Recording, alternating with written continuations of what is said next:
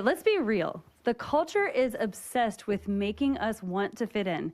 It's like there's this unspoken rule that says you have to blend in to be okay. But here's the thing. God didn't design you to fit in. He called you to stand out. Most teens today are compromising what they believe just to keep the peace or keep their friends. But honestly, compromising is a trap. Today, we are joined by Kayleigh, Rosie, and Sadie. We're looking at the life of Daniel. He was a teenager just like you, living in a place that tried to strip him away from his identity. But he made one decision that changed everything.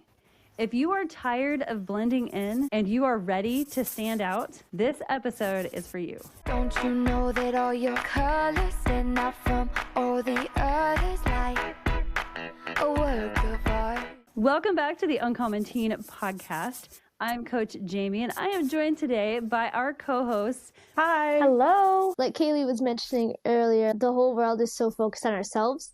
But if you think about it, if everyone is focused on themselves and you step out and do something that is different, then nobody's really even going to notice because they're all so focused on themselves too. We're all thinking, oh, they're going to think bad about me. But they're probably just thinking about themselves the whole time. Kind of just gives us a layer of protection. That's very true, yeah. Sometimes I think about that when I have an embarrassing thing happen to me or whatever in public, and my mom's like, no one thinks about it. They're all just thinking about themselves. Yeah. But you know, that also makes it even more powerful when you step out and you share Jesus with them, or you offer to pray for somebody that you can tell is down, and maybe you don't even know the person, but you offer to pray for them, how it makes a huge impact on them because somebody noticed them. When everybody is in a world of, I'm in my own little bubble and I don't care about anybody else, somebody actually stopped to notice them. And that makes an impact in and of itself. Huge impact, yeah. I was just talking with some friends about the first time that they met me, and whenever I first meet someone, I try to connect with them right away, but in my head, I'm thinking, oh, well, what if they don't like me? All this to try to stop me. I talked to my friends later, and they're like, people aren't like that. People aren't like you. They don't just go up and notice people, but that strengthened our friendship. Those friends that I have, we're so close. And so sometimes I think if more people got out of their comfort zone when they don't want to and just said hi to someone, if more people did that, the world would be a lot better place. When you step out, you give others permission to do the same. And that's what happened with Daniel. Daniel stepped out and he said, I'm not going to go away from God. I'm not going to go with this culture. I'm going all in with God. And it gave his friends, Shadrach, Meshach, and Abednego, you know the story of the fiery furnace, right? It gave them the courage to step into that fiery furnace and know God was going to be there with them. Yeah, there's this one time when I was at camp and we were having worship night, and I remember standing there and I felt called that I should pray for somebody. I didn't know who at the time. And then I saw this girl. She was on the floor and she was crying. And I just put my hand on her, and then I asked her what her name was, and I asked if I could pray for her, and she was like, yeah. And then I prayed for her, and it was really cool because she ended up getting up, and when she disappeared, I didn't know where she went.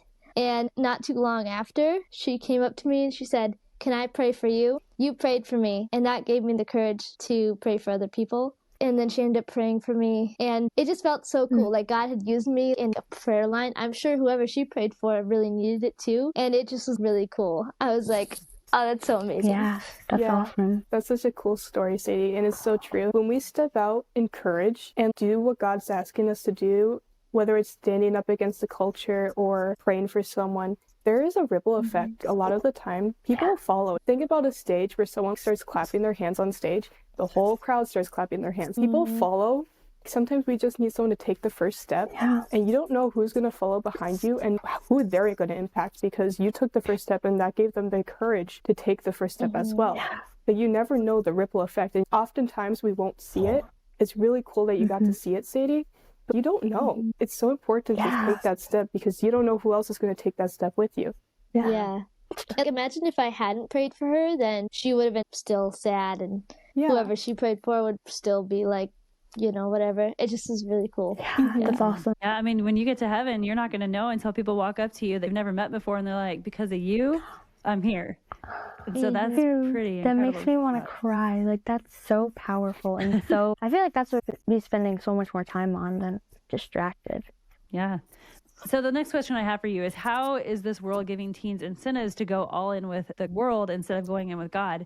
And I want to ask that question next because I feel like this is the biggest reason why teens don't go all in with God, because they don't stop to think about the lives that they are impacting if God was able to use them. You know, they don't stop to think about my life and how many people God is using to touch and bless through me because somebody shared the gospel with me at church, you know? But they don't stop to think about that. They're just kind of living in their own little world. Yeah, like I'm okay, so that's all that matters. If other people want to get saved, that's their own thing kind of mentality.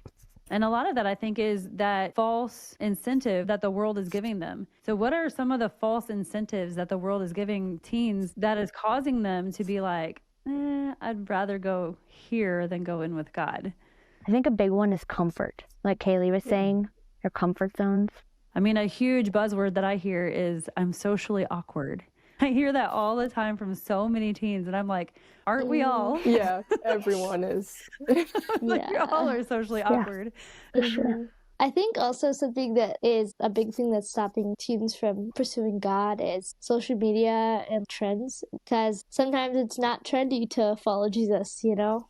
And Most of the time. yeah, that could be a big influence on people. Yeah. Because typically, it's not going to be trendy to follow hard after Jesus because you're denying the things that the world deems important. Yeah. I think one of the incentives that the world gives to Christian teens is that instant gratification. You get on and you're like, oh, this is awesome. And it's got instant gratification. Whereas with God, you know, it's not always like every time you talk to God, you're going to hear this voice. You know, it takes a relationship being built with God and learning how to hear from him. And it's not just that instant gratification. And so I think that's probably one of the biggest reasons why people get stuck in the scroll, or they get stuck in Pinterest and all these different ideas, because it gives your brain that, this is so amazing. Yeah. But if you stop and you think, I know our pastor talked about it today, but he talks about it often, is he says, find your wow factor again. Be excited about the small things. Be thankful for the small things. Like when you are looking at the small things, you're getting so excited. He was talking about how he was at a pastor's conference, and in his basket, he's a very big health nut. In his basket, there was pistachios, and he held it up for his wife. He's like, look, I got pistachios. His wife was cracking up and laughing at him. He's so excited about pistachios. But it's the little things. We can have that instant gratification if we become more thankful for the little things. That's a good point. Yeah. I feel like it obviously all comes back to your time with God. So I know when I'm spending time with him a lot and I'm talking to him throughout my day, I see the little things a lot, like the flowers outside, a butterfly, how pretty the tree looks. Like the little things are even the little joys of, oh, the food tastes amazing. Little things, my eyes, I feel like the Spirit almost lets me see more of, because I'm not on my phone scrolling as I'm walking. I'm spending time with God, I'm seeing more, and I enjoy more things. Like the more things he created for us to enjoy, I see more when I'm not scrolling on my phone, because obviously you don't see anything but your phone when you're doing that. It's more eye-opening. Yeah, absolutely. Yeah, I love spending my morning time with God at the park. And anytime I get a chance to, I love to run. And that's when I feel like God talks to me the most, because my brain shuts off. I love it, but it's the same thing. You notice all the different kinds of birds and the sounds that you hear that you don't normally stop to think about. And so I agree. But yeah, that's so good. So why do you think it's easy to give in to that peer pressure? I think it's because it's everywhere. Pretty much wherever you look, it's do this thing, follow this trend. You know, it kind of just seems to be flooding everything, and it's hard to escape it. Yeah, it's really hard to escape it. You have to fight so much harder to follow Jesus. It's so much more of a battle. It's like, picture a river current. The current is going towards the world and social media and all the things. To fight back, like paddle upstream, swim upstream, it's really hard, and you can get super exhausted if you don't have strong support in a church or a Christian community praying for you, or if you're not strong in your walk with God, like personally. And so, yeah, that would be a big reason, I think. Yeah, it is everywhere, and it's hard to fight against. We have to fight our flesh. Yeah. And our flesh wants what the world wants. And fighting against that can get really hard. I feel like sometimes I just get tired too. Like I'm just tired of, it sounds so bad, but of doing what's right. Like just want to do what I want to do. And no, that's not right. Obviously that's not right. But it just gets tiring sometimes, fighting against it all the time. And it's everywhere. Your phone, when you go out, it's everywhere. You're always seeing it. I feel like it can get really tiring to try to always fight. Yeah, it is a spiritual battle. Yeah, and I like what Rosie said, having that community, having a good church to go to is very important. Or even like the SOAR community, the SOAR collective, it's such a good place to go to. Ladies, if you don't know what the SOAR collective is, you need to check it out because this is pretty awesome. Every one of these ladies that's on here with me today are a part of that. And I got to see them grow and get to see their walks with God. And it's just so fun how they're so encouraging and so uplifting. And that's the biggest reason I created that, because you need that community of like-minded people coming beside you and lifting you up in prayer and encouraging you, because this world is, that pull is so strong, like Kayleigh was saying. Yeah. And if you don't have a good community, sometimes we have to step away from our community if it's not actually godly and life-giving. And we often have to take that hard first step to find our people, the people God has for us out there. And it's so important that we do that. And if you don't have any community, I recommend stepping out, do something different, go to a Bible study, do something different to meet good people. Like God just started bringing me my people not too long ago. And it's really important to have those people, because you're not going through life alone. You can bring things to them. You can walk through things with them, and they're going to build you up. They're going to encourage you. And then you're not fighting by yourself. And if you go into a war with thousands and thousands of people against you, do you think going by yourself is going to be the best idea? You're going to need people beside you to fight with you, and you can fight for them as well. It's so important because that's the way God created us. Yeah. And I do want to say this too. If you don't have that community right now and you feel like you're alone, you're not alone, because you have God on your side. And so just keep your eyes on him, keep focusing on him, and he will bring those people to you. So I do want to say that too. For sure. That's how I feel like I started in a new season. I learned how to make God my best friend. And it wasn't until that he brought actually my sisters as my friends first. And then after building my relationship with them, I have found more people. He's been bringing me people. First, I had to focus on him. And then he showed me who was already there with me. And then on top of that, he's bringing me more friends. But it was me and God, and he brought me through it and gave me so many good people when I learned to focus on him first. That's so good. So today at my church's Sunday school, about like it being a spiritual battle to fight against peer pressure, we were talking, it was Ephesians 3:14-21. So it's a prayer for spiritual strength. And what I saw was so cool. Just one takeaway that I got was that the same power that raised Jesus from the dead works in us spiritually to give us strength and help us fight temptations and become more like Christ. And so that power is yours if you're a believer. And that's so amazing, because the same power that did all the miracles and continues to do so many miracles and so many amazing things lives in us to help fight the peer pressure. Absolutely. Yeah, it's amazing because we're never standing alone. Let's go back to fighting against peer pressure. Even if you step out and you're alone, you're not actually alone, because you are stepping out and you've got God with you. You're never alone whenever you go through anything. If you're a Christian, God's right there getting you through it. We are never truly alone. He's always there strengthening us and trying to encourage us to get through this, and he's going to fight for us as well. And God will always win the battle. Exactly. He's already won it. Yeah, absolutely. So making this decision to go all in with God during your teenage years, how do you think this is going to affect the rest of your life? Changes everything. Look at Daniel, and when Daniel faced the lion's den, he was an old man. But he wasn't afraid to go because he chose to trust God when he was a teenager. Yeah, it changes everything. Like, for me personally, I've always had God. I was raised in a Christian home, and I'm so thankful, so incredibly thankful for that, because since I was 5, I've been able to grow with Jesus and grow my faith, and that's going to change everything for me in the future because of the foundation I have now. And I'm not saying you need to know Jesus since you're 5 to be able to get that foundation or anything like that, but I do see the difference it makes for me, because I feel like God works on something every year that's different. He builds my trust. And when he started building my trust, it was right before this huge thing happened in my family where I needed it. So he's building things as I need it as well, and freeing me from things. I'm about to turn 18. I get to go into the start of my adulthood with all of that foundation because I've chosen to follow him throughout my life. It changes everything as I go into adulthood because of the foundation I have and the fact that I have him there with me And I can't even imagine where I would be if I didn't have that. It's everything. Yeah. For sure. Yeah. Absolutely. I'm going to read from Psalm 26, verse 11, and this is David speaking, and he says, "But as for me, I shall walk in my integrity. Redeem me and be gracious to me." Now we're talking about Daniel. Daniel chose the path of integrity, and he did everything with an excellent spirit. David chose to go with integrity, and we still talk about him today. But when I talk about integrity, what are your thoughts? What is integrity? Doing the right thing think when it's no one doing- is looking. Yes, exactly.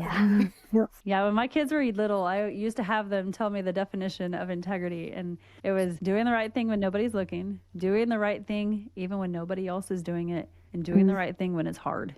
And so that's what I always had them repeat after me with integrity. And so we see how Daniel chose integrity as he's walking out his life. Nobody else was choosing it. He chose to go with God when nobody else was. He chose to do the hard thing when nobody else was doing it. He had made that decision, I'm going to go for it. And integrity is so important, but I feel like it's a lost art. I feel like, when people say they're going to do something like, "Hey, Rosie, let's go out and have coffee," it's like you almost expect it's probably not going to happen because we say it just because it makes us feel better. I don't know.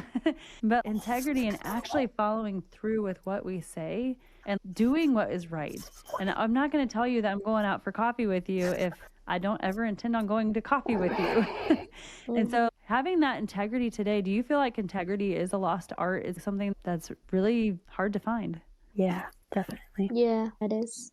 I think it's so interesting from my perspective. Like when you're at youth group, for example, and you're hearing God's word and you're hearing the things like direction or whatever, and you can go from that setting where everyone's worshiping God to the next day where you're having a conversation with someone, and it's like you were hearing that yesterday and this is how you're responding in this situation, completely different. And it's hard to think, like, are you all in when you can show up like this in this setting and then show up like this in a different setting? Yeah. It's like living a double life almost. Yeah, exactly. Yeah. And it's not to say that we'll never mess up, because we're going to mess up. We're humans, but just making that a priority in our lives to, do I want to walk in integrity? Do I want to do the things that are right, even if nobody else is doing it? So for the girls who are listening to this podcast, why would you encourage them to go ahead now and make a stand for Jesus? Because he is going to change your life, and if you start now, you're going to see him working through your whole teen years, your whole young adult life, and for the rest of your life, and it's going to be amazing. Yeah. Yeah. And think about all the people that you could change their lives too, not just your own. If you follow through and listen to the Holy Spirit and follow God's will for your life, like, you could change lives. Yeah. I'd definitely say start now. It's so important. Like Rosie said, you can walk through all the rest of your life if you start now with God. And I know there are things in my life where I have looked back and be like, oh, I wish that back then I was living the way in this area that I'm living now, because there's so much opportunities that I missed because I wasn't standing up and doing what I knew I was supposed to be doing. And God redeems, obviously. I don't want it to be taken that way, but it's so much better to live with him, period. Like, it's going to be better. And it's starting out. There's no better time to start. There's not going to be a perfect time to start. It's just start now. Just take a step in faith now, and you're going to see in the future and look back and be like, oh, thank God I took that step when I did, because look at all of the things that he's done since then for me. Like, all the people that I've been able to reach, all the things that he's worked on me and changed my life because of it. And it's just so important. It's not something that you want to put aside. Yeah. And I will say, too, going back to kind of what I was talking about earlier, how when you look to the worldly things, it won't satisfy you. The only person that will satisfy you is Jesus, so don't wait. Yeah. Yeah, there's a God-sized hole in everyone's heart. Yeah. And even though we try to shove everything else, all the worldly things into it, the only thing that will really fill it is God. Mm-hmm. And he's the only thing that will make us feel whole. Yeah. And you won't necessarily realize that until you step in a relationship with God. Everything else is a counterfeit, and it gives you that small high, but then in the end you're feeling lonely, depressed, empty, anxious, and it doesn't work because it's not meant to be there. The things of this world is a counterfeit to the things of God and his world. So it's not going to satisfy you. It's not actually going to fill you. It's not going to make you feel good in the long run, because it's not what was actually meant to fill you. Yeah. So true. And So for true. somebody who gave their life to the Lord when I was 17 years old, you know, I've lived life without God. I lived for 17 years of my life without God. And I have lived life since then with God. And I will tell you, I never want to go back. Never. It's not worth it. It's so worth it to make that stand and say, you know what, I'm going all in with God. It's so worth it. My life is so much more fulfilling now since I've made that decision. All the things of the world, I mean, yeah, we didn't have social media and stuff like that back then, but we had other things that were pulling for our attention and pulling for our time. And boys, they're still boys. And all these things that try to distract us. And I'll tell you, when I made that decision to go on with God, it changed my life. And it's so much better. So I think the reason that we cave into peer pressure is that we have forgotten who we are in Christ, like who our identity is, who God says that we are. And so we try to find it in all of the stuff around us instead of realizing who it is that we are. We are a daughter of the Most High King, right? Instead of taking time to really focus on that, we've kind of lost that with that mentality of wanting to blend in and with that mentality of like all these things that are just vying for our attention. And so it's easy to lose who it is that we are. So how do you think God actually sees us versus the way that we see ourselves? I definitely think that having a proper understanding of who you are in God's sight changes everything. I was having a conversation about this with a friend this week, because if you put your identity in, like Jamie was saying, like boys or social media or whatever it is, going with peer pressure, then if that changes, if people's opinion of you changes or a boy's opinion of you changes, then you get in your head all these things that aren't true. And the lies will creep in, and then you will feel insecure when the truth is God's opinion of you never changes. And He called you chosen and all of those things. And yeah. Yeah, we could be such harsh judges on ourselves, but God sees us as His children. And when we have that mindset of ourselves, we can start treating other people that way too. I just think that's really important, because you need to see yourself, not like love yourself more than other people, but you have to love yourself in order to love other people. Yeah. Yeah. What are some words that you think God would use to describe you? I love that question. Valuable, beautiful, important, Loved, treasured, called, created Born for again. a purpose, born again. forgiven. Yeah. Yep. I mean, He calls us the salt and the light. He calls us His daughter. He calls us fearfully and wonderfully made. His masterpiece. His masterpiece. Yeah. Yeah. Exactly. Like, this is who God sees us as. And so many times we can look at all our flaws, but God, this is how He would describe us. He wouldn't describe us by our flaws or what we perceive as flaws. He would describe us as this amazing masterpiece that He gets to invite into His family, to be a part of His life, to have a relationship with Him. That's who He calls us to be. And so when you start seeing yourself the way that God sees you, the world's incentives start to lose their power. And we were kind of talking about this earlier. Like, when you sit back and you think about how amazing God is and like all the things that He's doing in and through you, the pull on this world isn't so strong anymore. And so Daniel knew he was a servant of the Most High God, and that changed everything for him. And so this week, I want you to pick 3 things that God says about you, and I want you to write them as I am statements. I want you to write them down. So I am beautiful. I am loved. I am treasured. I am special. I am beautifully and wonderfully made. I don't know. And I want you to write them down, maybe on your bathroom mirror with a dry erase marker, or just put them on a Post-it note in front of you. I know Kayleigh was really big on putting things on her wall or in her bedroom. Put them in front of you where you can see them, to remind yourself who it is that God says you are, how He describes you.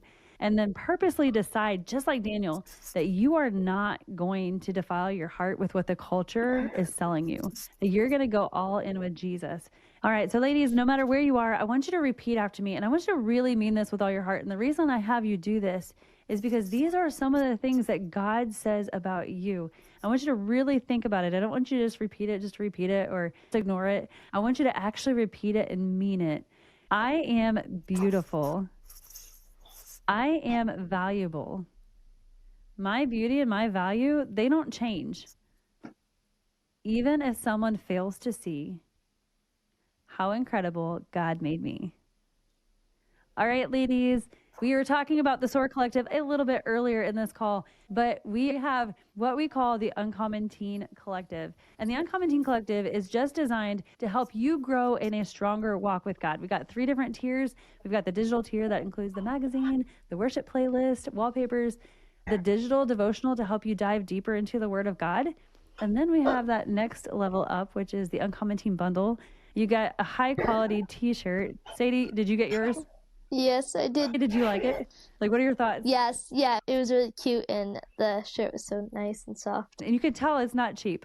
It's nice material. Yes. So that comes with it. We have the physical deep dive devotional. So you actually have a printed version of it.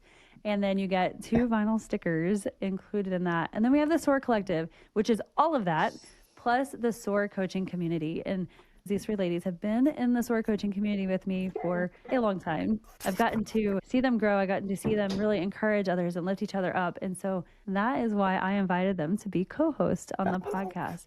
These are just some of the ladies that are inside the group. And let me tell you, it is amazing. And I'm so grateful and thankful for it. So if you want to learn more about that, go to uncommonteen.com/collective and get signed up today. Ladies, remember that you are loved by God. When he looks at you with just so much awe and so much love in his eyes because he just loves you. I hope you have an amazing rest of your week. Remember to stay uncommon.